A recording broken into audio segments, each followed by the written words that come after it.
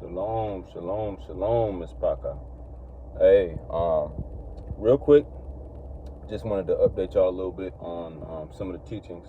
So praise Yah, this week we got through the book of, well, we didn't get through the whole thing, but we got through the meaty parts of Hanuk, right? Also known as the book of Enoch. So understand that the Most High is still revealing things that have been hidden from our oppressors, right?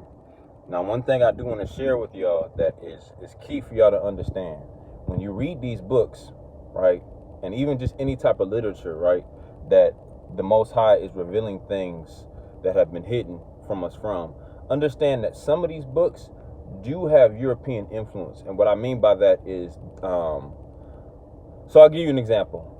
Another thing I've been studying, and by the way, the next book that we are going to bring out is the book of Yashar, because that's another thing that is heavily quoted in the script. So hallelujah. Now, I'm not saying that those books in themselves have European influence, but the translations. A lot of things, when they are translated from Hebrew to Greek to English, or just from Hebrew to English, understand that a lot of the translators, they had an agenda. Even just in the regular Bible, you read the book of Genesis, there are certain verses that are taken and twisted by those who translated the script. You know, they literally played with the translation of these scripts. So the example I wanted to give you was, okay, so in addition to just studying regular Torah and Hanuk and Yashar and the different books the Most High has been giving me understanding to, I've been looking into the writings or the works of Josephus.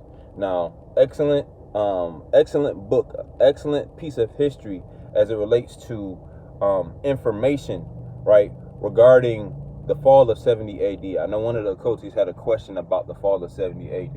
And what you got to understand is that even with the writings of Josephus, understand once the Gentiles got their hands on his writings, right, they still have different discrepancies, right, that are inaccurate.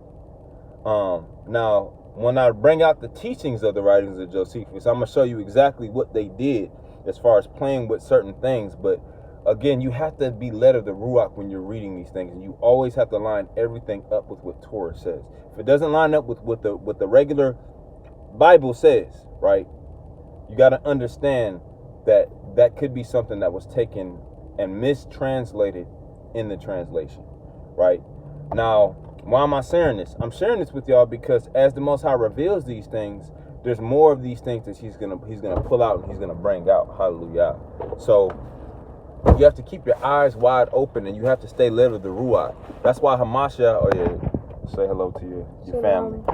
Hallelujah. So look, you have to be led of the Most High when you're studying these scriptures. Yahusha said, when the Spirit Emet, the Spirit of truth, which is the Ruach HaKodesh, comes, he will guide you in all truth, right?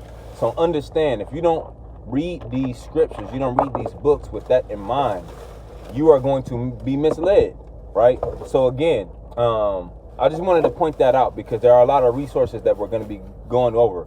And the next one definitely will be the book of Yashar, because what the book of Yashar brings out in detail is how long we were actually captive in Egypt or Mitzrayim, right?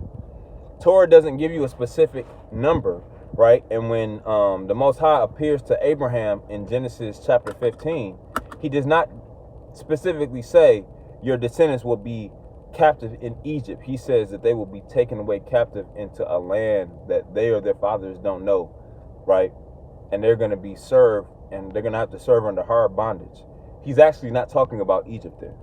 And the reason, or the way that you will know this, the facts that prove this, is when we actually go into the book of Yashar. And we're going to read about how it talks about how we were actually in Egypt total 430 years, and we were only in captivity 270 years. Because remember, Yosef, also known as Joseph, right?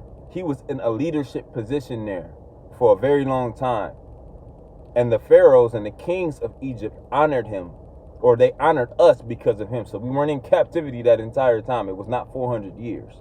And there are certain things in the writings of Josephus that differ from that. And again, that's how I know that there was some European or Gentile influence in some of his writings, but it still doesn't take away from the fact that he brings out a lot of truth regarding the fall or the destruction of Jerusalem in 70 AD.